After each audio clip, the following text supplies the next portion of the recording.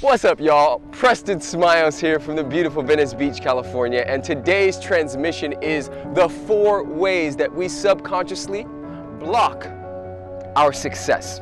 Now, the first mindset way in which we block our success, and this is a really big one, and guys, I want you to stick in for all 4 because they're all really big, and they will make a big difference in your life if you really recognize this, because the first steps to change is awareness. We become aware of what needs to shift, and then we begin to accept what is, and then we step into what needs to change.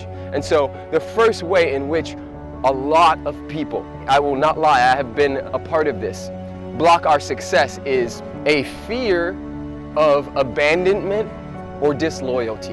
And what I mean by that is some of us feel like if we become successful, right? And this is all subconscious. This is not a logical cognitive thought. This is stuff that's happening way below the surface. But what happens is if we come from humble beginnings, or if we have a best friend that we said we would make it with, and that's what happened with me. My best friend Brown Andrews and I both wanted to be actors. And there was a part of me when I would be auditioning and doing things that felt like I couldn't make it without him.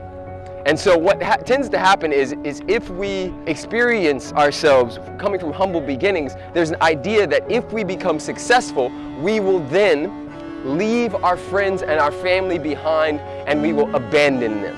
And so what tends to happen is that we subconsciously sabotage our way back to what would be referred to as homeostasis. And homeostasis is that part of the body that is the equilibrium. We sabotage ourselves back to the level of good that we think is okay to experience.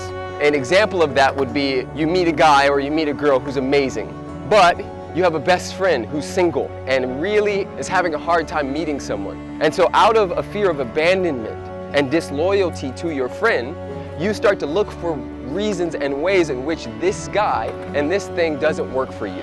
And so you sabotage yourself back down to homeostasis, back down to the same level as your friend.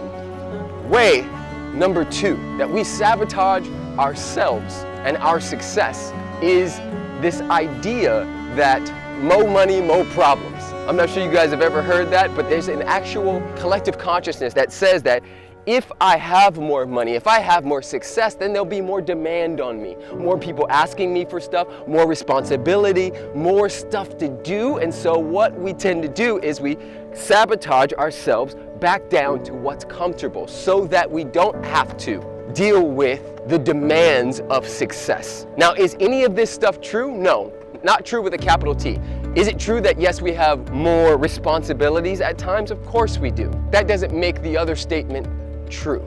And guys, by the way, if any of this is resonating with you as I speak this, please go in the comments right now and drop any stories or any ways in which you can relate to this stuff, because I think it's a big deal as a community that we talk about these things. And by the way, if you guys see baby Kingston in here, hi my bubs, are you awake? Is a nugget awake?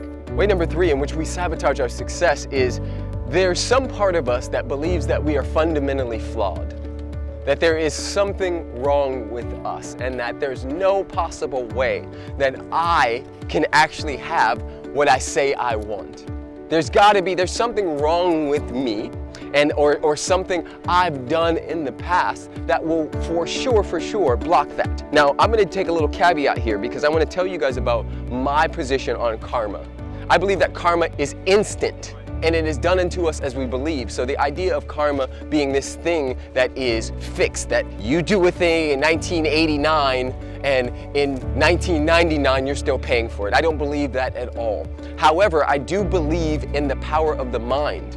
And so if you believe that you need to be punished, that you are fundamentally flawed because you didn't stop somebody from doing something at a party when you saw something, or whatever the case may be, right? We've all been through a lot of stuff, and I don't want to go too deep at this very moment, but you know what I mean. If you believe that you are fundamentally flawed, then you will block your success. You will find a way, no matter how good it gets, to bring yourself back to what you believe you deserve. This I have seen 1,000 times in my clients. I've seen it in Man Cave with the men that I work with, and it's really a big deal, guys. So if that's one for you, I really want to stress that you're not. You're not fundamentally flawed. Everything on this planet is intended here, and whatever God or entity you believe in did not make a mistake. For me, God makes no mistakes. You are an on purpose with many purposes. That's with an S, not just one. And so we get caught up in the idea that we have to have one purpose, and if we don't do well in that purpose, then we must be terrible and bad and all of those things. You have many purposes on this planet, and you are a beautiful human being, and there's a part of each and every one of us that has never been hurt, harmed, or in danger. There's a part of you that is still pure, that is still innocent, that still only knows love. And I remind you to reach towards that on a daily basis, to ask yourself, if my higher self was living this moment, if my higher self was making this decision, what decision would I make?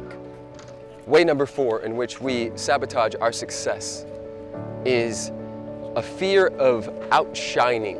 For those of you who grew up with siblings or somebody really close to you, if you ever had a moment where your mom or your dad gave you even just a look for doing so well that it makes your brother or sister look bad, then you may have this subconscious thing happening inside of you where every time you start to do really good, you bring it back down. You see, the body is a living library, and it remembers all and stores all the traumas, everything you've ever been through. It stores it. And our biggest mental maps of the world are formed between the ages of 0 and 7 years old. And so if between those times you experienced any type of programming that would have you believe that if you outshined your brother or your sister or your cousin or anybody, even your mom, even your dad, even if you won the spelling bee and your dad couldn't spell it, and that what came up for you was this, oh, I made daddy mad or sad, then you may be sabotaging your success.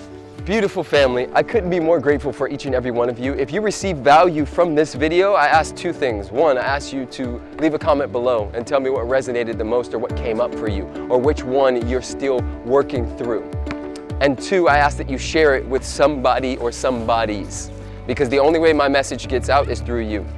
Blessings and blessings from the beautiful Venice Beach, California. I am, we are, #Love's Voice is going down in a beautiful major way. Live love, give love,